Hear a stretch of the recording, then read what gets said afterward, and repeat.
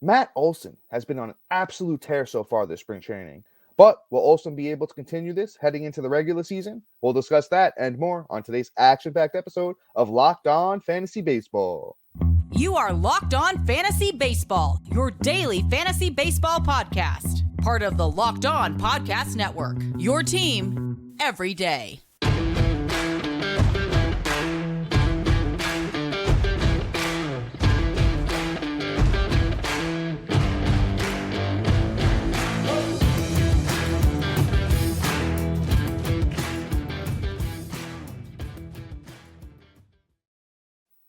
Hello, fantasy baseball fanatics, and welcome to the Locked On Fantasy Baseball podcast, brought to you by the Locked On Sports Network, your team every day. As always, we're your number one source of fantasy baseball knowledge, and thank you for making us your first listen each and every day. As always, I'm your host, Dominic Martino, here with my co-host, my brother, Matthew Ane. Yo. You can find us on all podcasting apps and social media platforms. Just search for Locked On Fantasy Baseball, and we'll be there. Please be sure to give us a 5-star rating on Apple, Spotify, or wherever you may listen. If you write a little review, that goes a long way for us as well. If you're watching on YouTube, please be sure to like, subscribe, and throw a little comment because we love to talk fantasy baseball with you. This episode is brought to you by FanDuel Sportsbook. FanDuel is the official sportsbook of Locked On. Make every moment more and visit FanDuel.com/Locked On to get started today. Guys, real quick, Matt and I are getting very close here on YouTube to the 1,000 subscriber mark. Thank you for everyone that has subscribed. If you, like the podcast or want to do us a little favor, we'd appreciate it if you can share this podcast with a friend or two or three that likes baseball or is a fantasy baseball fanatic such as yourself. But on today's episode, Matt and I are keeping you in the know about what's going on in spring training. So, Matt, who has been raking so far? I think we teased somebody at the top that's been on fire. Yep, and that would be Mr. Matt Olson. It's actually ridiculous, but I can't say I'm surprised because we've been saying all offseason that Matt Olson was a bounce back candidate and a half. So I feel that we pretty much just kind of rolled with it and said, hey, Matt's going to be the guy, and he's literally raking. I'm getting his stats up right now. So far in spring training, he's killing it. In 15 at bats, he has 6 runs, 8 hits, a double. 3 home runs, 8 ribbies, 1 walk, 4 strikeouts, and he's batting .533, which is just outrageous, with a slug of 1.2, which is just ridiculous numbers right there. And I only mentioned the slug because it's outrageously sticking out right there, like in neon green lights. So I think this is kind of one of those things where we're starting to see that Matt Olson finally found his way in Atlanta, and that Matt Olson's ready to break out and give us the good old, 2021 Matt Olson, where the guy had 565 at bats, 101 runs, 35 doubles, 39 home runs, 111 ribbies, 4 stolen bases, and a batted .271. I think that's where he's going to live this year. And to be honest, I wouldn't be surprised if the runs and ribbies are higher because that was on Oakland with nobody there. Can you imagine with having Ronald Acuna, Michael Harris, Ozzie Albies, Von Grissom, and the list goes on it in Atlanta. And I just think that Matt Olson is really just showing us he's ready to bounce on back. Matt, if you didn't say Von Grissom, I was going to be very upset with you. But all right, I'm going to give my little rant here. I like Matt Olson a lot, and spring training is showing me that he's ready to go. Matt Olson comes right after that Elite Four at first baseman. He falls as the number 5 first baseman according to current ADP, the 40th pick overall. My Matt Olson argument is just that I do like Christian Walker, is like a Matt Olson light that goes, almost 75 picks later. I don't know if I'm targeting Matt Olson. I have him as my number 7 first baseman, but I do like what he's doing in spring training. If you do want to take him, I don't blame you. He's a career .250 hitter. I think he's going to be around that. Runs and RBIs are going to be good. He hits for a lot of power. Doesn't really steal any bases, though. So, Matt Olson is definitely somebody that we're keeping our eye on heading into the season. But let's keep it pushing here. Next up is somebody that I was huge on last year, and I think I might even be a little, higher on him this year, and that's Corey Seager. Corey Seager is just, kind of showing what he does when, he doesn't get shifted on almost, 75% of the time he's up. Corey Seager hit for what was it, a 245 average last year. That's going to bounce up like a lot. But so far in spring training, Corey Seager's played 8 games, 18 at-bats, 5 runs, 8 hits, a double, 3 home runs, 8 RBIs, and he's hitting 444. I just think, Corey Seager gets way closer to that 287 career average. He could even hit closer to 300. Last year, Corey Seager played 151 games on his new team, the Texas Rangers. He had 593 at-bats, 91 runs, 24 doubles, 33 bombs, 83 RBIs, and he hit like 245, as I mentioned. He's going to be elite at 4 categories. He's going to be elite runs, home runs, RBIs, and batting average. I currently have Seager as my number 5 shortstop. And currently he is coming off the board as the number 7 shortstop, pick 51. I love taking Corey Seager there. Yeah, Corey Seager can't really go wrong. And you know what? He had a pretty good season last year, like you heard me break down in the shortstop episode. So if you want a full breakdown of him, go there. But the only thing that really dipped on him was really his batting average. And I think because of the shift and because of him having a second year in Texas, I think he's going to really bounce back as well in that category because he didn't need much of a bounce back for this year. Let's move on here. Let's talk about Mr. Riley Greene. He's having another great spring. I'm actually really impressed. He's somebody I'm kind of like torn on where I should put him because he's on a bad team and because, he has all the talent in the world. It's one of those guys that's just like, I don't know what to do with him. But if you look at his spring training numbers, like I'm about to read off, you're just like, man, he's got to go higher some way, shape, or form. Because in 18 at-bats, he had 3 runs, 3 singles, 2 doubles, 2 home runs, 7 ribbies, only struck out 3 times, got a stolen base, and he's batting 389. I mean, you can't really expect more from the guy. It's kind of what you expect from him because what he did in the minors last year, before he got called up, was outrageous. He had freaking 68 plate appearances, and he was batting 279, and he already had what? Oh, I'm sorry. I'm looking at the wrong year. 2021. Let me just go back to that. He had 485 at bats, 95 runs, 25 doubles, 8 triples, 24 home runs, 84 ribbies, 16 stolen bases, and batted 301. Like, I mean, the kid's got a season in him where he could probably get up to like the 280, 290 and be that power guy and chipping some steals for you. I really do think that he has potential with some serious upside. Riley Greene is going to be great. Matt, where do you have him ranked? Right now, that's a good question. Yeah, while you're looking that up, I moved Riley Greene up to my number 44 outfielder. The upside is there. He's going to be 22 years old this year. I think he still has a little bit of maturing to do. He's a big boy. He's 6'3", 200 pounds. Matt and I usually like to talk about man body, but I think he just has some maturing to do as a hitter overall. Matt, what do you got him ranked? 41. Oh, all right, 41. You even pushed him up a little bit more since last time we spoke. But I could see that. I could see that in a world where outfield isn't as deep, and once you get past like 30, you just want to kind of get your guys and get upside plays. So I'm not even mad at you there. What last year, Riley Greene in the majors, 93 games, 376 at bats, 46 runs, 18 doubles, 5 bombs, 42 RBIs, chipped in a steal, and hit 253. See, the thing is, I don't know what category he's going to excel in. That's what kind of bothers me. The runs and the RBIs probably aren't going to be great on Detroit. Power, I think is he did hit the 24 bombs that Matt mentioned, but he only hit 5 last year in 93 games, and he's not really a steals guy either. 16 steals in the minors, and that good 2021 season, and I'm just not sure if I'm going to take the shot on him. But once again, I'm not mad at anybody that does because Riley Greene does have some upside, and he was a very highly touted prospect coming up. But guys, if you're like me, you have a full-time job, but you like to hit the gym sometimes, you need a quick snack that isn't high on calories but still tastes great, you got to try Built Bar. I'm not sure how Built Bar does it, but these bars taste delicious while maintaining amazing macros. And what's even better is that they are healthy for you. Built Bar only has 130 calories. 130 calories. These things are delicious for 130 calories. They have only 4 grams of sugar and a whopping 17 grams of protein, which even if you're not hitting the gym, guys, getting protein in your diet is very, very important. And, you want a quick snack, grab that Built Bar and it's going to, give you that protein that you need in your diet. They also come in unbelievable flavors like cookies and cream, double chocolate and coconut puffs. And guess what, guys? We don't even have to wait around to get these Built Bars anymore, because for years we've been talking about only being able to get your Built Bars at Built.com.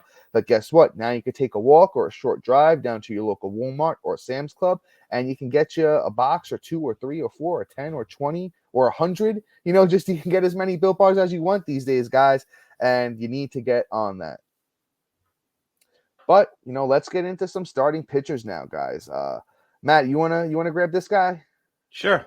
Mr. Gerrit Cole is the name we're going to be talking about here.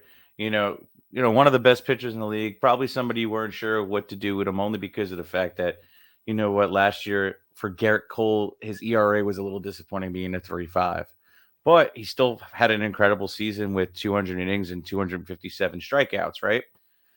And it looks like he's picking up right where he left off in spring training too, because in 6 innings, the guys already have 11 Ks, a 0.47 WHIP, and the ERA is eluding me on the screen, but it's a 0. So I shouldn't be surprised. It's a 0. He hasn't given up a run yet. Yeah. So Gerrit Cole is just going to be Gerrit Cole. Gerrit Cole is going to be doing good things, and you got to draft him within the top 10 pitchers, and you can't go wrong with it. Gerrit Cole is going to be a great pick this year. So before we started, doing the podcast tonight, I had Gerrit Cole ranked 6th, but I'm moving him up to 3. And the thing being, as a Yankee fan, I'm moving him up. I'm kind of confident in Cole. I think he has a lot to prove in the sense of that, everybody was talking a little bit of smack about him with the high ERA last year. He gave up, a league-leading 33 home runs, but he also had a league-leading 257 strikeouts. I think a part of this, and I can't attest to it because, Nestor pitched good and Severino pitched good, is that they were using, when Aaron Judge was going for 60, 61, and 62, they were using these balls that were a little bit more juiced, and only Yankee games when, Judge was playing, obviously. And I think that caused, Cole's, ERA to be inflated, because this is his highest ERA since 2017. Cole's just been super, super consistent. I think he's going to have a lot of wins. I think he's going to help an ERA. He's going to be one of the league leaders in strikeouts. And the whip is always very, very good for Cole. He's always at, like a 1-0, like a 101, 105, 095, 085 going, through the last few years. I think Cole's just absolutely dominant. And right now, real quick, just going to give you that ADP on Cole. Number 3 overall pitcher, player 16 overall. Think that's fair for, got kind of guy like Gerrit Cole with his talent. But let's move on. Next up, we do have another Yankee here. It's Domingo German. We should have mentioned this at the top, but I'm going to bring it up now. Carlos Rodon was, diagnosed with a little forearm issue, and it's not looking good. I heard he's going to be shut down for minimum 7 to 10 days, and that's without any research or any setbacks or anything like that. I'm expecting Rodon to miss at least the first possibly 2-3 weeks, if not a little bit more. And things are just getting, a little bit risky here. But that just shores up Domingo German's spot in the rotation. He moves up to the number 4 guy in the rotation, and he is having a very, very good spring so far. So far in spring training, Domingo German has a 1.69 ERA across 2 starts, 5.1 innings. He's only given up 2 hits and 1 run. He's only walked 1, and he's got 7 strikeouts. And Domingo German finally, did what we all have been expecting him to do, or at least what Yankee fans have been expecting him to do last year with the 3.61 ERA across 14 starts, 72 innings, 58 Ks, and that 1.16 WHIP. Now, in his career, Domingo German is over a K per 9, so I think he can easily bounce back to that. And let me just see where I have him ranked. It's probably too low, and I probably have to move him up at this point. Where do I have German? I don't see him in my rankings at the moment, but I probably would put him somewhere in the 60s would be my guess. I'd probably throw him in somewhere in the 60s range. Yeah. German is a solid later round pick, your pitcher 7, 8. I like what he's doing. I like that he's going to be in the Yankees rotation this year, so you can't really go wrong with German. I can't even tell you where I have him ranked. It's definitely deep in there, probably in the 60s. Yeah, I just found him in my rankings. Yeah. It's way too low. I have to move him up. Actually, I'm not even going to say where I had him ranked. He's got to move up a lot.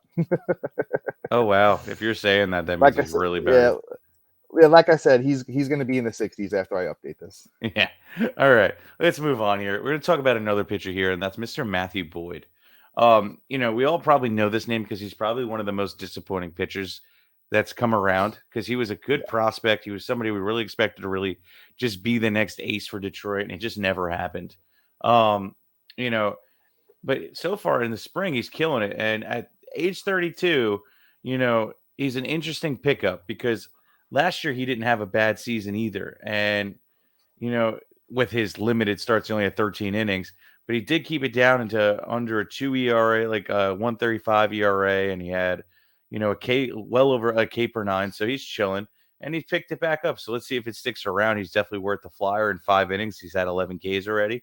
He hasn't given up a run. So, I mean, hey, oh, he did. I'm sorry. He has a 3.6 ERA, but hey, I'm willing to take a shot on it. Last pick of the draft because nobody's thinking about drafting Matthew Boyd. And if Matthew Boyd even pans out and gives you even a quarter of a season, a good even April, you're happy you got a little production out of your last pick and then you drop him, because he's bound to get hurt because he's a flangy and a half guy. He's right up there with Alberto Monteses. So, Boyd is just going to be Boyd. Dom? Yeah, man. As they say, boys will be boys. So that's what I'm going with Matthew Boyd. We kind of know the book is kind of out there on Matthew Boyd. He's had a couple of decent seasons, not really one in particular that would blow you away. But once again, if you play in those AL onlys or those 15-man leagues that real quick, wait, did I? What? I'm what team is he on right now? Detroit. That's who. Real quick. Baseball Reference is throwing me off too. Is he still with Detroit? Yeah, I had to double check. That's what I'm trying to figure. He went back to Detroit. So I wanted to make sure. I didn't want to say AL only and then realize that he wasn't in the AL anymore. But yeah, he's still in the AL. Last year he had elbow surgery after having elbow problems for a few years. And the thing is, the upside is there. He's got good stuff. So my thing is with Boyd, throw that dart on him, and your deep 15s, your AL onlys, last pick. He's pitching so far in spring training, and you kind of get him, from you kind of get him for free 99. So that's pretty solid. But let's keep it pushing here. We got some bats coming up for you here, and one last arm, before we wrap things up.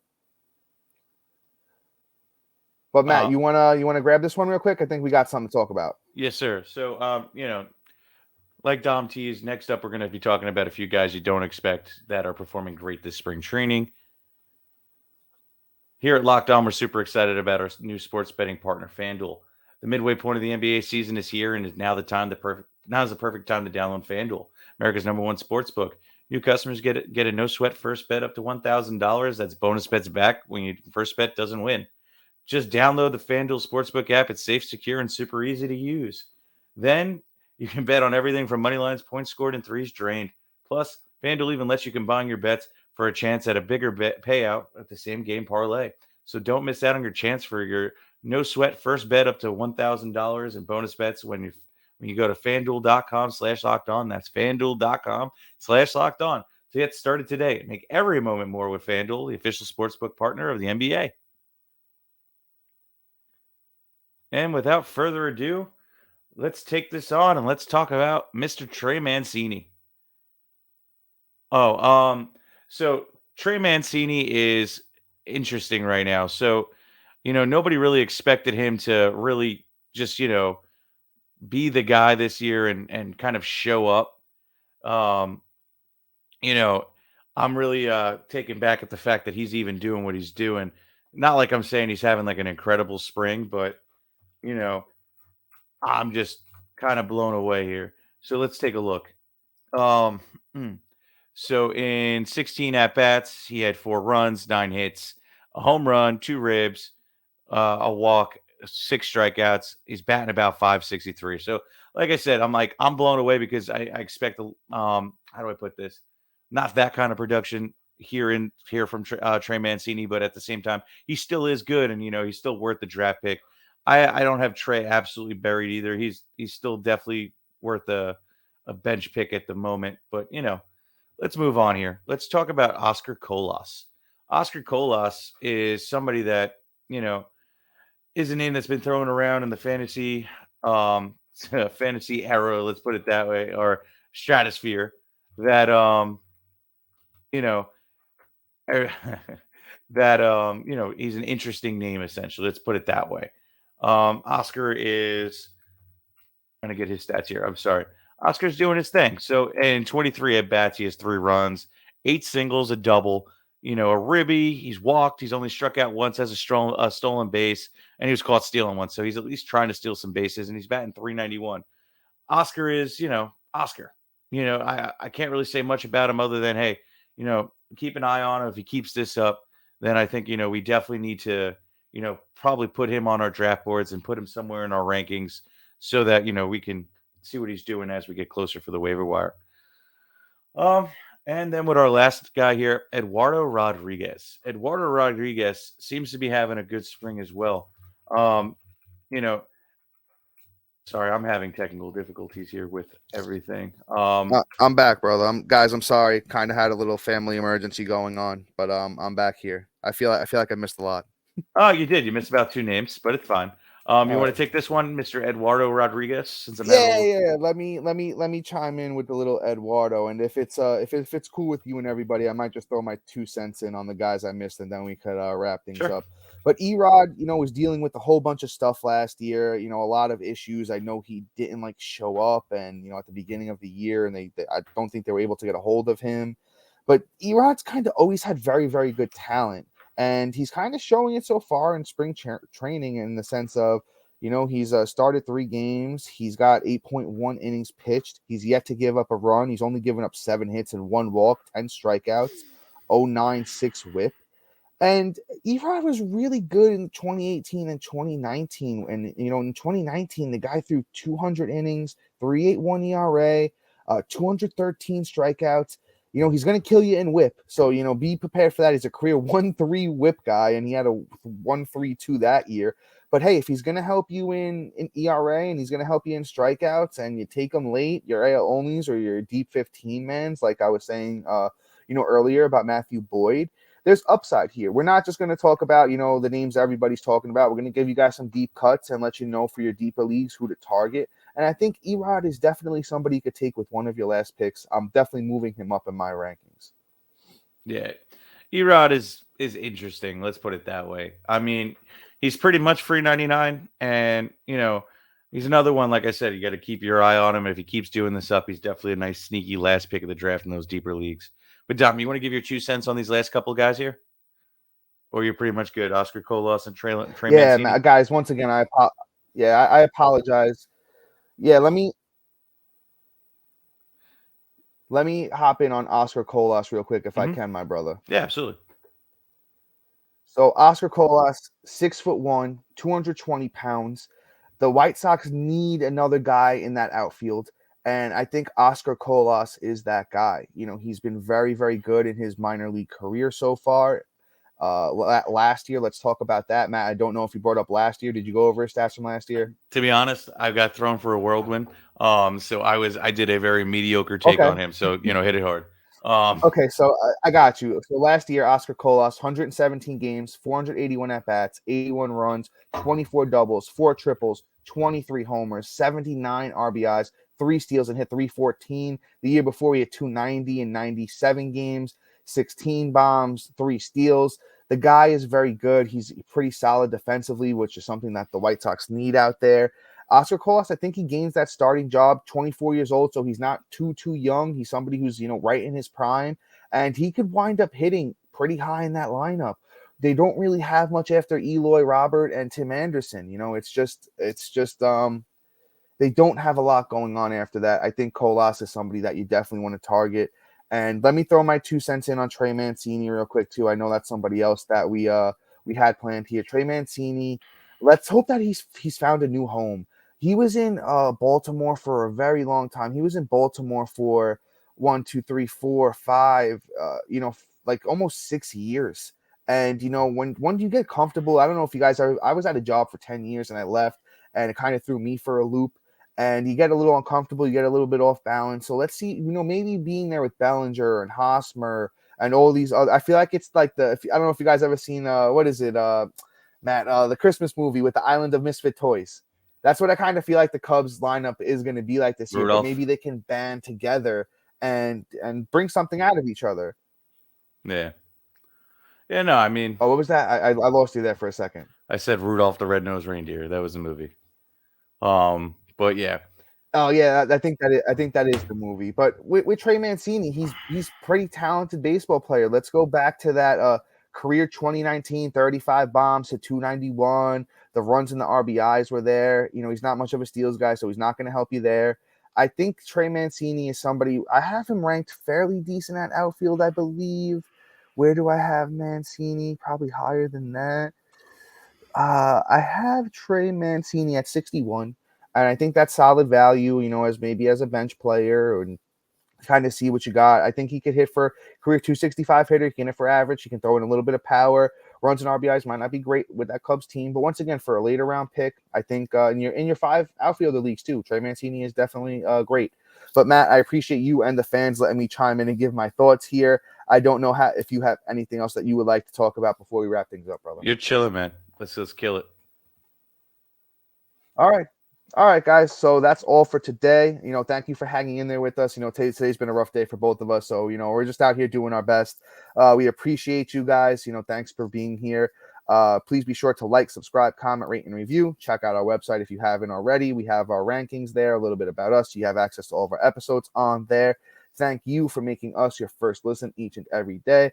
And after you make us your first listen, go check out Locked On Houston Astros. A bunch of great dudes over there. They had us on. If you didn't go check out that episode, it's on their YouTube. Also on, and you can find them on any social media platform or any podcasting app as well. So go give them some love. Tell them that Locked On Fantasy Baseball sent you. And check us out for our new episode on Monday. We will be continuing the tradition of Mock Draft Mondays. I know 99% of you guys have been loving that. So we're keeping that tradition going on into the regular season. But other than that, guys, we are out of here, and thank you. So until next time, see you.